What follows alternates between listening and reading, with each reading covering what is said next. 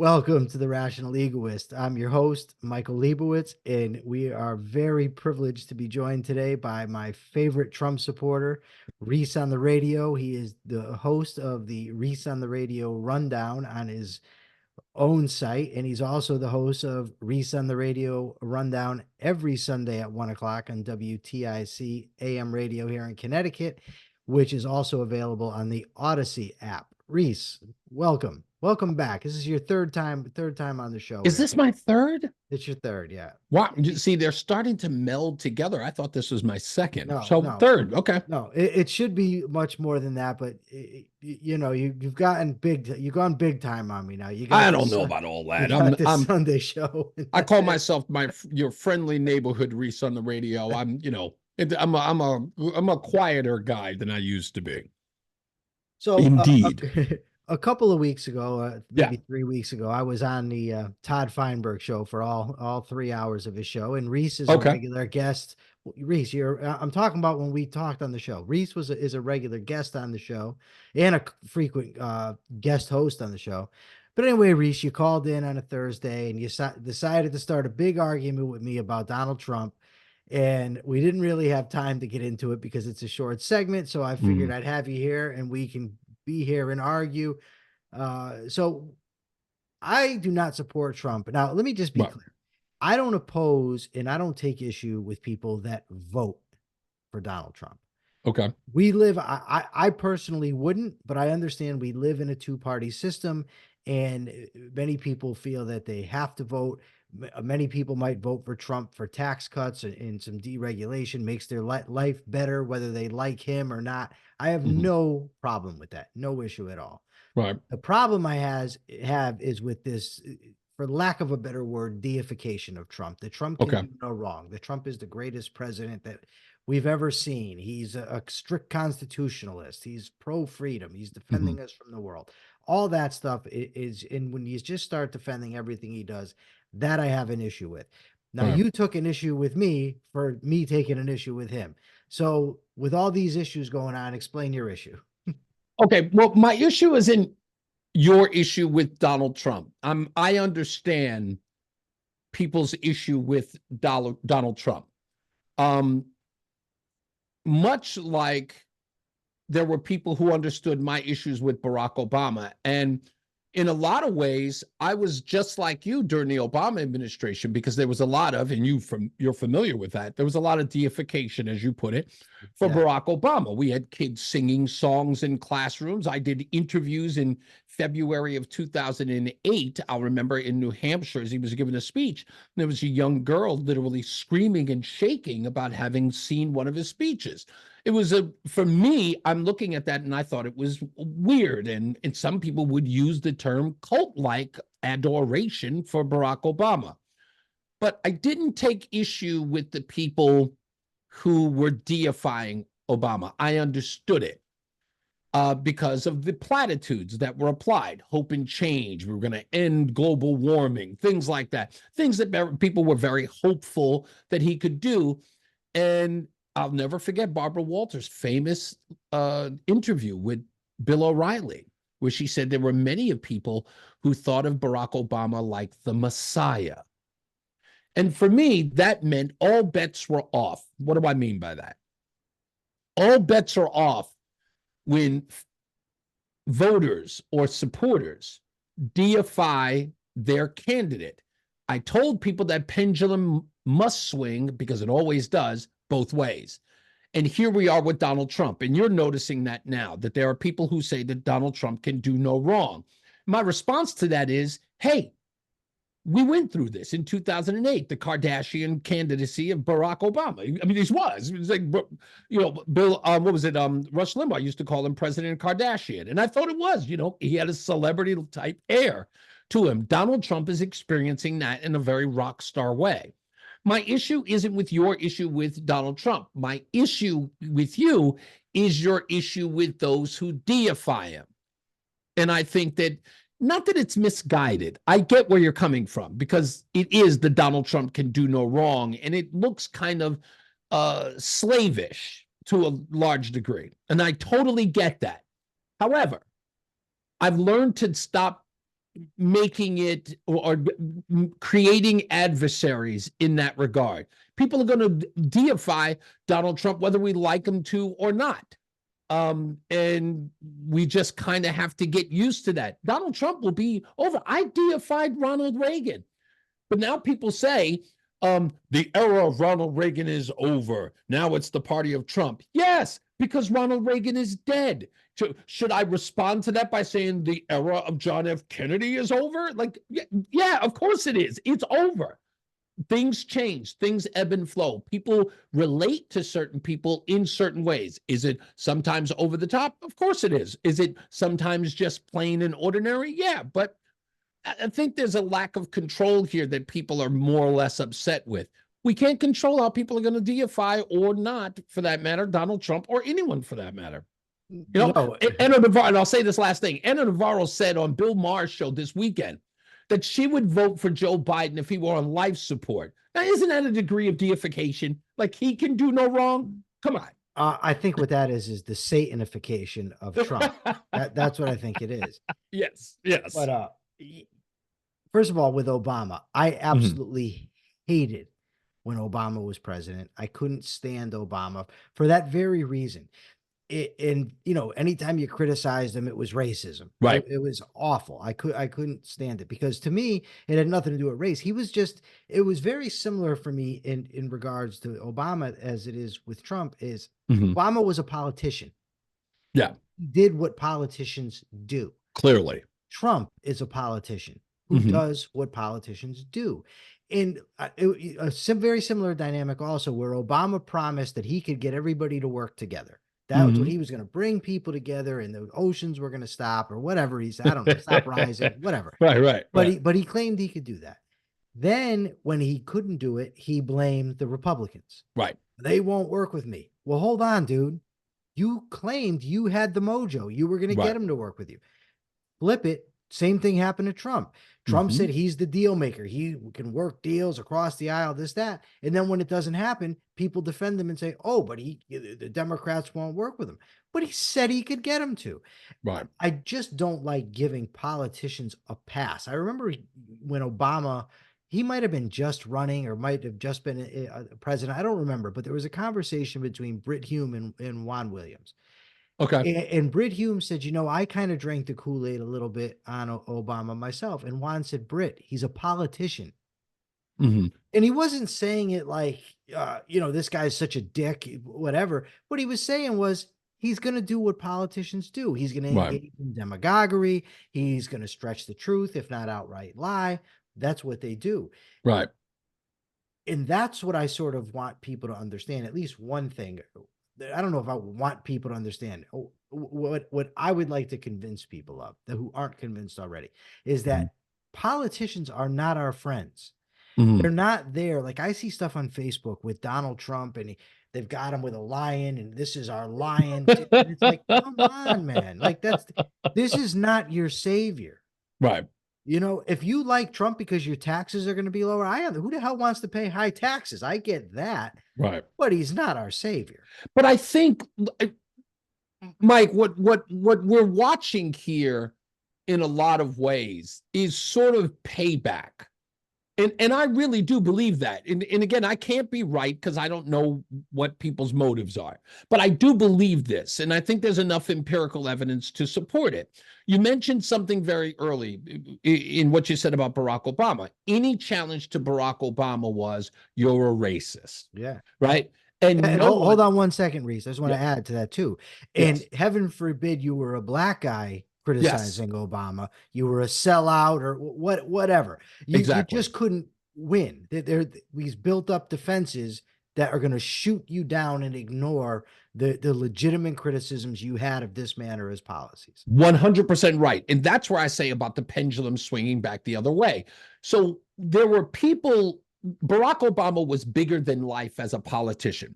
As president of the United States, the press corps, the media in general, they were on his side. So he had the biggest bully pulpit ever. Any criticism, as you said, if you were black, white, or whatever, he got protection from every facet of life. If a small-time politician said something, I think someone called Barack Obama lazy. And that got twisted into them calling him black and lazy. Yeah. But then the reason why it was shut down was because they pointed to Barack Obama writing that in his own book, that at times he was lazy. So That's a confession too, by the way. Exactly. Like on the part of the person who says it. If somebody Yeah. calls someone lazy and you associate that with race, that tells me what you think. Right? Exactly. Right. It's only associated with somebody of color. So when that happened, people understood, okay, there is no one who is going to challenge this guy at the fear of being called racist, at the fear of being called Uncle Tom or a sellout. And then this one guy comes in who does it. He has no fear. I'm using that term loosely, but he comes in fearless. Mm-hmm. I'm going to say what I believe. I'm going to say what I think. In fact, I'm going to say so much as say the biggest problem we have in our society is political correctness. And they know exactly what he means by that. It's like, I can't criticize this guy because he's black, and that political correctness is not going to keep us in checks and or get checks and balances out of him, because he's always going to be protected. No matter how screwed up this president is, he's always going to have the cover of, at least he's trying, or you're criticizing him because he's black. And this guy said, no, this isn't about that. This is about the policies. This is about what he's doing. And some people felt so bogged down that they couldn't do it. Here was somebody who was fearless, who could, that he was sort of taking the pressure off every other citizen. Finally, someone's fighting for them. Donald Trump worked that angle. He did. He worked it well. Yeah. And that's why I said the pendulum swung the other way, because you got Barack Obama, who's the hope and change guy, and then you get Donald Trump, who's the fighter bulldog, coming to bull in a china shop kind of deal. Sure. And therefore the deification on the opposite side. And I think where we are, remember, we didn't have this for Donald Trump during the 2016 election. The support for him was support, and they thought he was better than Hillary Clinton because Hillary Clinton was a flawed candidate. Today, it's after the 2020 election, after all of the bombardment of prosecutions and the labeling of him and the constant demonizing of him, that now people are finally getting the backbone that they saw him have. I'll never forget the speech of at one place where somebody said in the crowd, Donald Trump did all the heavy lifting for us in 2016 and in 2020. Now it's our turn to fight for him. And then a legion of people said, now we've got his back. Before we were just cheering him on. Yeah, go give him hell. Now it's, okay, we're joining you on that fight. Now we're going to give them hell with you. So the deification is now coming from just like they did with Barack Obama. I remember Barack Obama at the 2020 re-election campaign. He cut an ad in Detroit, and the ad was called, "Do you have Obama's back?" And my response to that was, wait a minute, Barack Obama is supposed to be working for you. What do you mean you have his back? And sure enough, that's what it was about. They had his back. I think Trump capitalized on that. I think now we have a case where people are deifying him because they're showing that they're backing him, that they are the wind beneath his wings, for a lack of a better pun. But I think that's where it's coming from. I really do. I kind of do. No, I can understand, and I agree with a lot of what you're saying. And I agree with this too. It's like, I'm opposed to, for instance, to minimum wages, and I'm opposed to affirmative action. Now, someone will say to me, you're a racist because you're opposed to affirmative action, or you're opposed to this. But the thing is this, I might be wrong. You might think that I'm wrong in my positions, that I don't think they actually help Black people. Right. I don't think minimum wages, high taxes help anybody, or affirmative action. I think they might help the selected benefits, but as a whole, I don't think they're helpful policies. Right. Now, I could be wrong, but it's such a lazy tactic to say, "Oh, you're racist.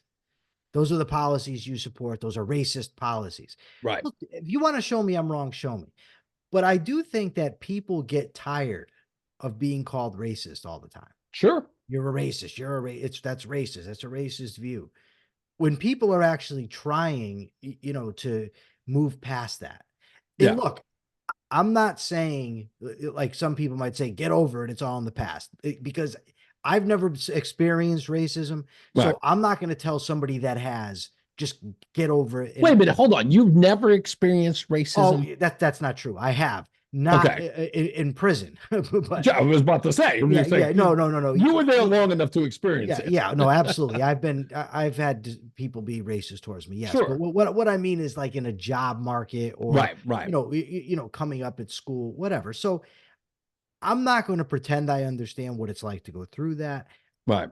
but I will say that the policies that a lot of people advocate won't actually help what they think it's going to help. But I'm like, can I push back on that a little bit? Sure. I don't give a damn that you haven't experienced racism, which means that you don't have the right, or that you can't in some sort of way have an opinion about racism. And let me explain to you what I mean by that. Okay.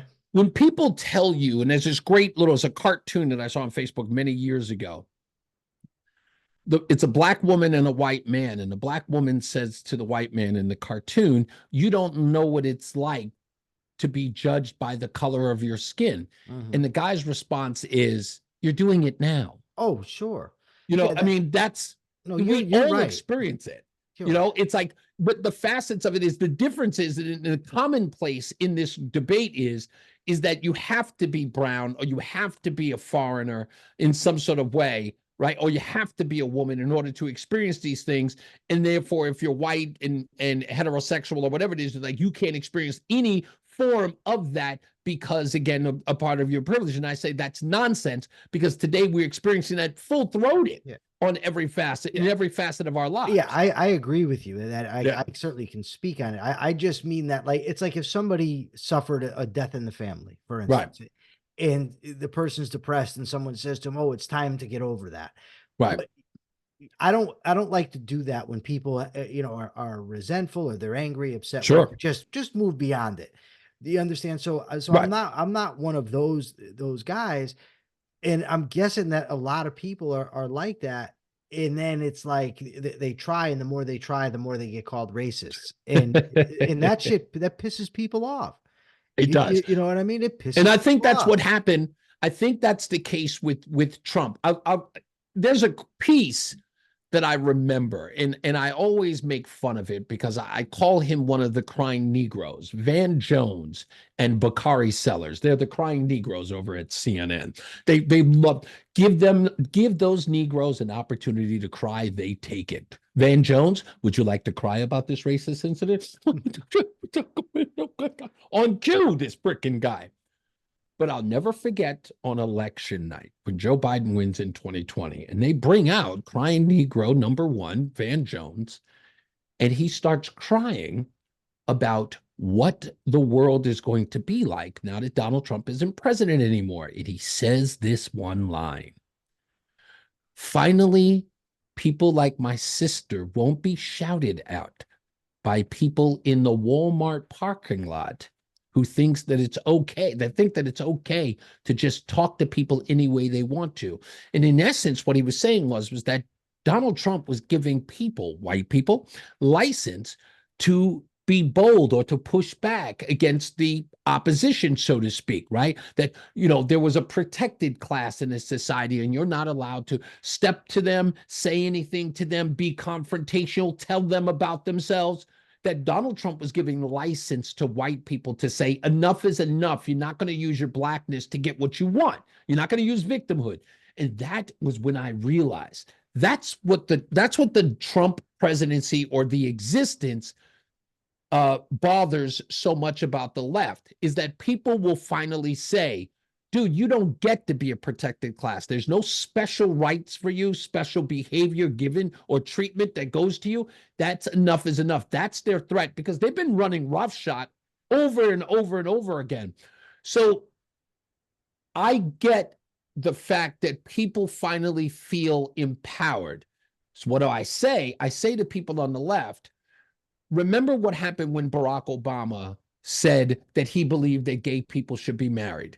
Remember what Barack Obama, or how you felt when Barack Obama colored the White House in rainbow colors, in solidarity with gay people? Did you feel empowered when that happened? And people said, yes, it showed this report. Of course, when he announced it, he got $90 million in donations in 2012. Right? It was the 2012 re-election campaign. $90 million in his coffers. It's the day he gave that interview to Robin Roberts. So people felt empowered. So I go there again. I remember talking to this liberal woman that was working on a move, and I was talking to her, and I said, that pendulum swung back the other way. Americans said, no more of this being pushed around like I'm white and I can't talk about things. I'm a man and I can't chime in on things like abortion or racial disparities, or I can't chime in on it because I have no race, I have no right, and I have no place in the conversation. People felt empowered by that. And did they lay it on the feet of Donald Trump? Of course they did. But that's human nature. You know, and I always look at the opposite side, and I know I'm going on, but this is a very, very good point. And I love this movie because it made it very early in my life. There's a film with not Kurt Russell, I apologize, Jeff Bridges, called Arlington Road. Tim Robbins and Joan Cusack are also in the movie. Have you ever seen it? Have you ever heard of it? I have not. But okay, it's a great movie. It's about terrorism. And Tim Robbins and Joan Cusack play the antagonists in this film. Jeff Bridges' character is a college professor that's teaching people about how the media and how society works in confusing you about who the threat is. And it talks about Osama bin Laden in a lot of the movie. In essence, the symbolism of making Osama bin Laden the terrorist, you don't pay attention to the background players because he's the ideologue, right? He's the focus. So when you look at him, you don't see all the other stuff going around. And they, in essence, the media plagues you with the Osama bin Laden rhetoric that's the guy we need to get, because if we get rid of him, all the other stuff goes away. That's the Donald Trump thing. That's the trope. Donald Trump, his existence means, and that's what Van Jones saying when Joe Biden won the election, we got rid of the big bad wolf, and that means that everybody else will vanish, like in the end of Infinity War, like they'll all turn to dust because we overthrew the bad guy. That's what all of this is about. On the opposite side, people who deify Donald Trump treat him the same way. He is in the de facto leader of their movement. So they must prop him up. They must make sure that they support him so that he is the face of who they are and what they believe. Do they allow him to get away with murder? I mean, you know, in that sense, probably not. But do they let him get away with other things that might be unethical, or things that he might say that may not be the wisest or the politically astute? Yes, they will, because the important part is they have to prop up the guy who's going to get the job done for them. It's like being a Tom Brady fan. You don't care that he deflated the balls. You care that he won the playoff game. You know what I mean? It's just the way that people operate. It's just the way they do. You're a team player. Your guy's got to win, and it's by any means necessary. And some people will even rationalize it by saying, if you ain't cheating, you ain't trying. I heard that. I heard that in the 2020 election. But the thing is this. There's a difference between saying, I don't care that Tom Brady deflated the footballs, and saying Tom Brady didn't deflate the footballs. Right. Agreed. And that, to me, is the problem, because Trump says things that... What turned me off, for instance, to a lot of right-wing talk radio hosts, I used to be so, I don't trust the mainstream media, haven't for decades, but I did used to trust Rush Limbaugh, Sean Hannity, and I would listen to them, and they would give a different spin on the news, and I would say, okay, well, these guys are trustworthy. Then Trump came along, and I would hear Trump say something myself, and they would defend it or deny it or rationalize it and say, oh, it's just left-wing talking points. And I'm like, wait a second. I heard this for myself. I heard him say he likes his war heroes not to get captured. I don't need left-wing spin to tell me that. So, and then I was like, well, damn, I can't trust these guys because they're just going to defend him no matter what. And part of the thing that I'm angry about now is I'm at the point where I look at media sources, left or right. I don't know what to believe anymore. True. Because the mainstream media has always been biased, Uh-huh. and the right-wing media, not all of them, obviously, Sure. I'm Sure. speaking in generalities, Right. have shown that they're going to defend this guy no matter what. Mhm. And it's like, and that pisses me off because it's like you can't go anywhere for a decent source. Right. And then it's just enough with the election was stolen and the Dominion voting machine. It's like, come on. Now, if you want to say, look, the Hunter Biden laptop story, they Right. suppressed it and stuff like that in order to sway voters, you won't get a fight out of me for that Okay. when it comes to that. But when you're talking about Dominion voting machines flipping ballots and carrying ballots and hiding them and all that stuff, and you got to watch 2000 Mules and that's Right. it's like, come on. Like, I'm a big believer in when you tell the truth, you end up with a stronger argument. So when Okay. Brett when a little bit off, it's off topic, but when Brett McCall and I wrote our book Down the Rabbit Hole when we were incarcerated, Right. we made sure that we didn't just say the staff is horrible, they treat us inmates bad, it's so unfair. We told the truth that in many of these cases, the inmates are benefiting from poor staff behavior Right. because it was the truth. And by Right. doing that, you gain credibility. Right. The blind defense of Trump, it's great in an echo chamber, Right. but it's not great when trying to convince other people that Right. know that they're just like, no, it's Well, not true. I will say this, that look, are we one of the worst places we are in politics is the team sport of it all. Yeah. Right. So it's why I use the Tom Brady analogy, right? Because I was talking to someone the other day and I said, you always have to think of this in the same way that sports fans think of certain things, like, because that's where it is. They're wearing the uniforms, they all have the jerseys, or they're wearing something supportive of the individual. And on the other side, they're wearing something other emblematic of what their support is. And this is a team sort of sport. It's like we really start looking at it as like, did you see our game yesterday? Man, we were hot. I'm like, dude, you've never played for the Yankees. Calm down. Right. But people have that attitude because they feel invested. They do the we thing. I make fun of it all the time. Me too. So there's this something going on, like they all want to be, if not are, a part of something that's happening. I think it's human. I think it's a human condition. Sometimes it's good. A lot of times it's bad. I don't think it's always good, because I wish we could get more people who are moved by tragic stories of people who are in need and get those people to help them out, as opposed to being a part of a team sport when it comes to politics and things like that. But this thing with the Tom Brady, and why I use that analogy, and people can say, oh, you know what? I'll use a better one. Forget about him. This, because you were just talking about something that turned you off about Rush Limbaugh and Sean Hannity. Let me give you mine, because I think this one sort of is on par with your analogy. I'm living in Connecticut. It's my first job in radio. I'm working at Power 104 in Hartford, Connecticut, right next to the convention center in Hartford before it was built.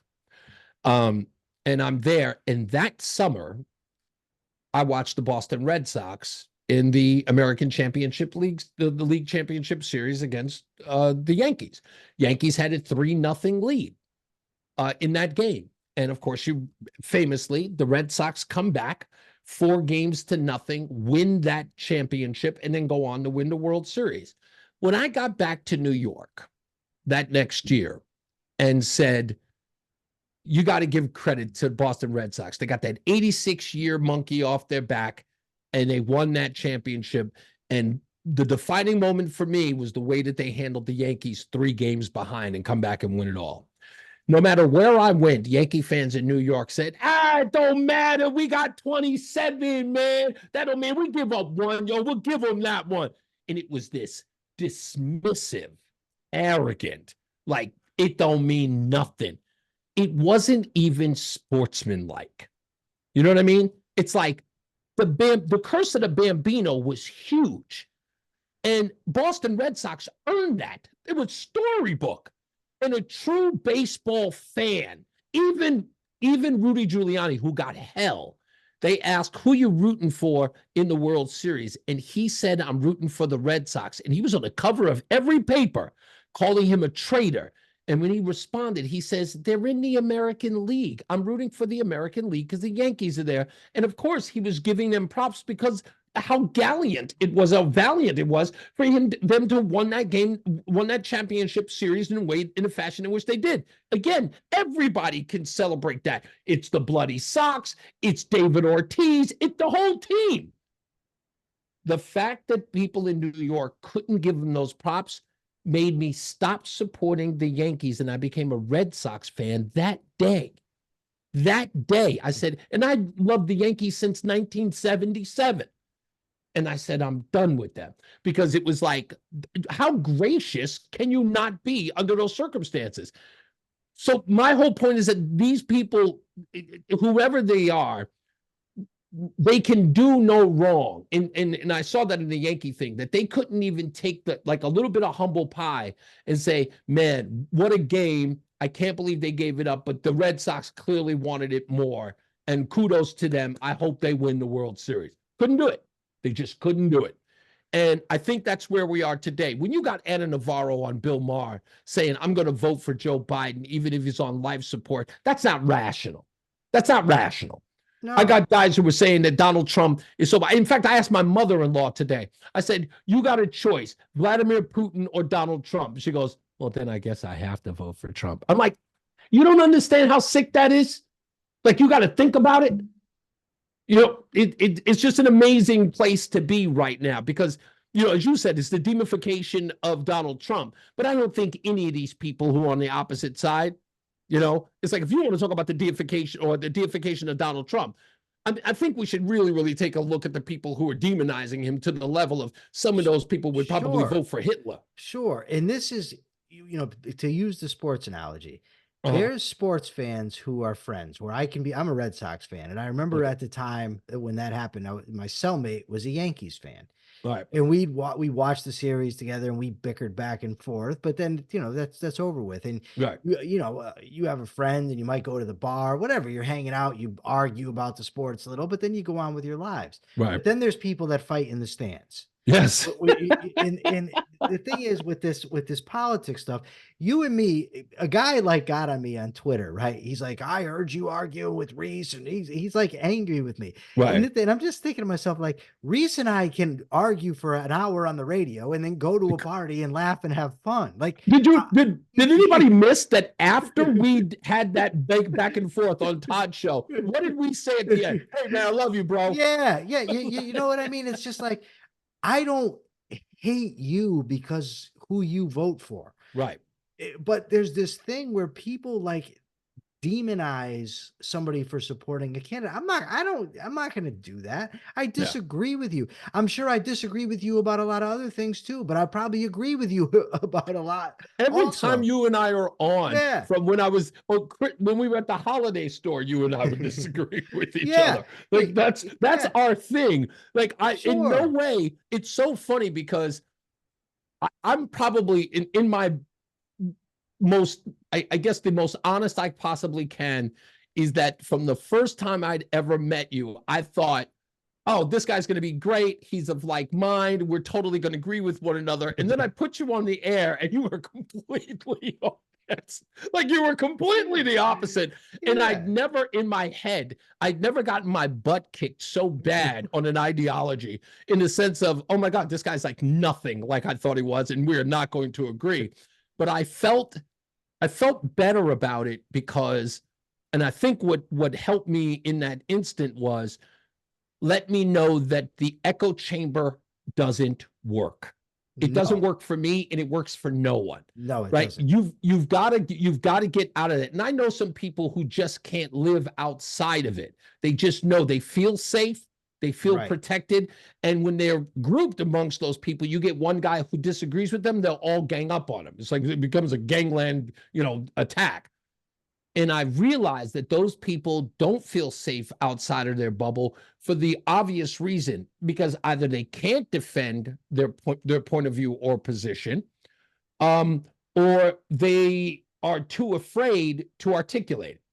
And at the fear of sounding silly or being challenged, because a lot of people are fearful of being challenged. You're like, maybe I think I support this particular point of view, but I don't know how much I do or the reason that I do. And I see a lot of people who I talk to, you immediately start catching them in their own, their own little nonsense. Yes. And they realize it in front of you in real time. And the only thing they could do is attack you. Well, you're stupid. It's like, and you can't just, again, it's the humble pie, right? It's like the Yankee fan who couldn't say, yeah, man, we really, we really didn't play well in Boston, really, won it, man. You know what? I hope those guys do win it all, because they gave us a butt licking. Let's hope that they do the best in the World Series. Like, at least give them an attaboy. But it was just we got 27, man. I'm like, oh, such a turnoff. You mentioned the time we were at the holiday thing, Reese. Yes, it was such a fun time because your wife is a liberal. You're obviously not, right? Right, clearly. So while you were on the air, it's hard to explain the setup, but there's a little seating area. So I was sitting over there and I argued with your wife for about an hour, and it was great. And she's passionate. So she gets loud. She decided, but then I went up on the stage and was debating with you, and your wife's rooting for me because she says, like, your opinion. And that's great. It's like, you don't have to just associate with everybody that agrees with you all the time. Right. It's just, first of all, it's boring.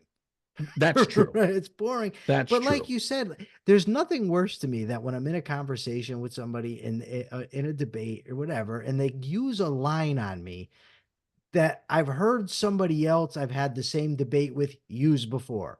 Like, it's just like it's like, come on, just think for yourself. Even people that agree with me sometimes do that. They'll give a line like that I've heard a million times in arguments for my position. It's like, come on. There's a podcast that I do out in Sacramento. I do over the phone with them in Sacramento. And so a lot of people, of course, it's California, so they're incredibly liberal. And I always tell them on the show, like, you don't need to watch the news, dude. I watch all the news. So don't come at me talking about talking points you heard on MSNBC or any of that, because I've watched all the shows. And the clips come to me directly to my email. I get them all. So I know what was said by whom and when. I got it. And not only that, I tape them and document them, and I keep them in a file based on the person who said them. So I can literally type in a person's name and it pops up. So we're in the middle of something, and someone says a line that came directly from Joy Reid over the weekend. And the first thing I said to him was, and I said, hey, that's not an original thought. He said, what are you talking about? I said, that's not an original thought. Joy Reid said that on Friday. And he looks at, he's like, I'm like, don't tell me that you made that up on your own. You heard that somewhere, and now you're repeating it like it's your own. That's not even a talking point. That's just a stolen line. It's like it's ripped off. And immediately, and I'm going, tell me you didn't hear it there. And he was like, first thing he said was like, you watch MSNBC? I'm like, dude, I watch them all. While you're running around thinking I only watch Fox and Newsmax, buddy, I'm watching CNN so you don't have to. Like, they don't get that. It's like, it's my job to listen to the other side. Where do you think I get my opinion from? I'm sitting over here in a circle jerk with Sean Hannity. What are you talking about? That's not a good sight. Dude, this is what you do. Like, that's your thing. Like, my job, and it's funny because people say it was like I don't know, I've never watched Reese's show. And people tell them, it's like, I watch Reese's show every day. And they're like, why? It's like, because he never plays Fox News clips. He plays MSNBC and CNN. And everybody's like, well, why would he play them? It's like, because he's making a point. It's like, the point is not to play. Like, I'm not going to reiterate what Fox has already told you. I'm going to sound like a freaking mind-numb robot. The objective is to play the opposite side. I'm giving you this point of view, and I'm telling you where it's coming from. Here's what they believe, and here's their own mouths telling you what they believe, so you don't have to say, oh, Reese, you just think that because that's. Well, I'll tell you why I believe it. Joy Reid, care to tell us why? And then she'll bring it up there, and everybody goes, dude, you are 100% right, man. I'm like, what do I have to do? I'm bringing you the evidence. And everybody always says, like, Reese brings the receipts. I'm like, dude, I'm not a teenager. I don't bring the receipts. Only thing I want to do is just bring the facts, dude. I just want to bring their words and put it out there. And then I don't even like the whole idea of, you know what, we report, you decide. That nonsense that Fox does. I hate that stupid line. Just report, dude. I don't want you telling me to decide. I don't want you to tell me what progressives live here. I don't want to hear the democracy dies in darkness. Stop telling people what to think, dude. Just report the news. All I want to do is report it. I'll give my opinion and tell you it's my opinion, but I just wish people would just report the news. I want to hear who, what, when, and where. And if you tell me why, you better know why. If you get into the why business, I don't want to listen to you anymore. I just don't. And I got one thing to say, and I want your audience to hear this. And this is where I say I hate the media, because this is where they are today. Matt Guzman from ABC News, I think he still works there. He may not anymore. Matt Guzman, he broke the cardinal rule of who, what, when, where, and why. And it was on February 27th, I'm thinking. It was a couple of days just after the shooting of Trayvon Martin by George Zimmerman. Matt Guzman tweeted, and I quote, "George Zimmerman shot Trayvon Martin because he was black."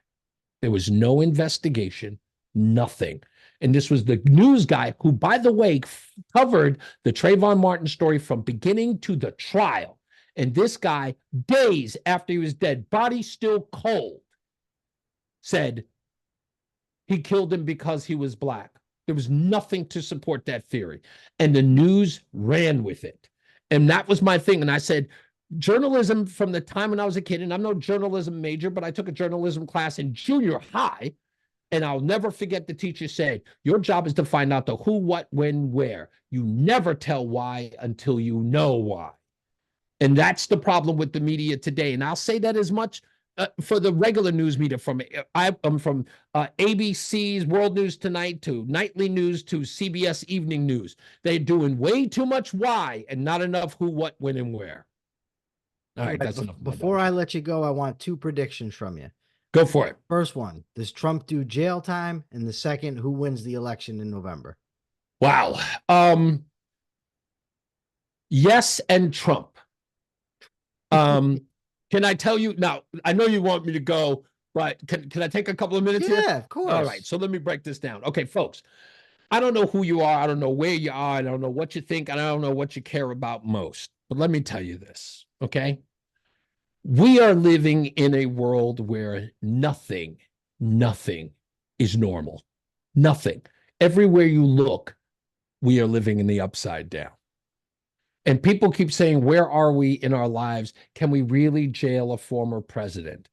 Well, I say, look at the world around you.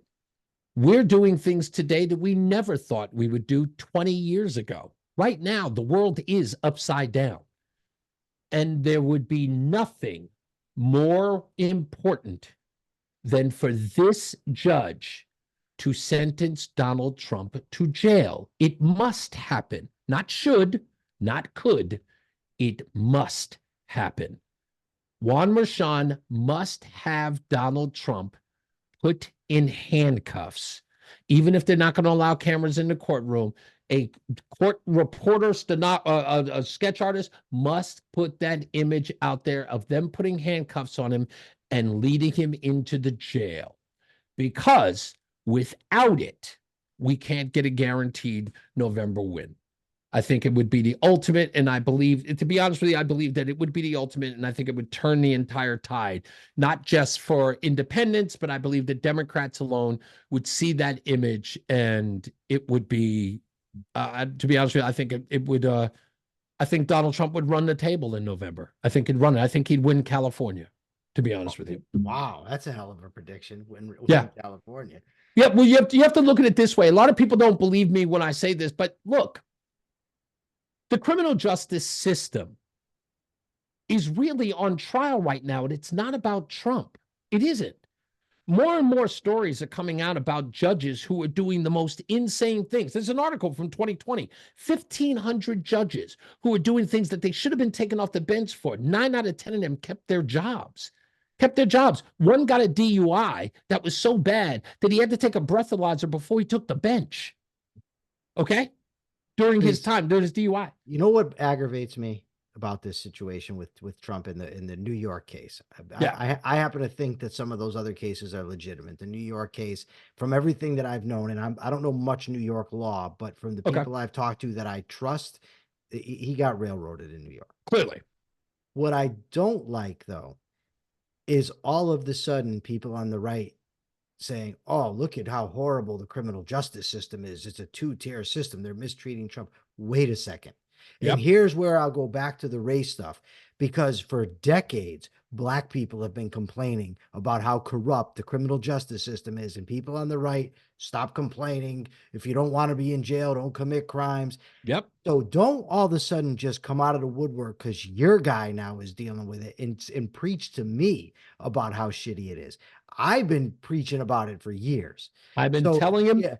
Listen, there isn't a Republican I haven't said. In fact, when I was on TIC, I was on there talking to politicians, and they say, you remember one of your friends called up one of the buddies that you got me in contact with, who had just gotten out. That was the first thing I said. It has turned into a criminal justice business now for district attorneys to line their freaking resumes and to go to higher political office, utilizing poor kids in poor communities, not just Black kids, not just Latino kids, but even poor white kids, utilizing them, using them as pawns in order to, to pad their resumes for higher office and win political elections. And they didn't care who they were railroading. Right now, we got the Fannie Willis prosecutor against Young Thug. Now, again, I don't know whether or not Young Thug is guilty or innocent of killing people or racketeering or whatever it is. Whatever that case is, let a true and honest criminal justice system work its way out. But when you find out that the judge is having an ex parte meeting with a prosecution witness without telling the defense about that meeting, and you're going to sit up here and turn me at the same breath, you're going to go, well, they convicted Hunter Biden and they convicted Trump. No harm, no foul. See, it's fair. And I'm like, dude, like, I'm not supposed to recognize the fact that Hunter Biden was in Delaware and Donald Trump was in New York, and now you're at least suggesting to me that the criminal justice system works like one big cog, that they're not separate operating factors. Like, criminal justice system in Delaware is the exact same justice system in New York. I'm like, dude, you're too stupid to think that I would believe that. The whole thing is like, it's individuality. It's not just the law, dumbass. It's the application of it. And if somebody is abusing the application of the law, that's a corrupt system. That is a two-tiered system. If you have a judge who had a daughter who died by a heroin overdose, you can damn well bet if somebody reaches his courtroom who's selling heroin, that son of a bitch is going to do 30 years because he's got an axe to grind. Don't sit up here and tell me that he's got equal application of the law. That's called an agenda judge for a reason. Oh, and by the way, if you really do believe that there isn't an agenda judge in this business, what's all the screaming and hollering about Samuel Alito and Clarence Thomas for? If everybody's just so honest. All right. That is a great place to stop now that you're all wound up. Brother Reese, thank you so much for coming here. Now, tell them again, what's your show? When's it on? Oh, you got to check it out. It's Reese on the Radio at reeseontheradio.com. It's the Reese on the Radio Rundown. You check it out 8 o'clock. You can find it on Rumble. It's on YouTube. And, of course, friend me on Facebook by going to reeseontheradio.com. And Sundays at 1 p.m., if the Red Sox aren't playing, the aforementioned Red Sox, and if they are playing, it's on at 5 p.m., but you got to download the Odyssey app in order to find out. Awesome. Thanks again, Reese. Thank you, sir. Thank you for letting me go on and on. I can do this all day. It's a thing of beauty. For now, this is the Rational Egoist signing out. I'm Michael Liebowitz. Until next time.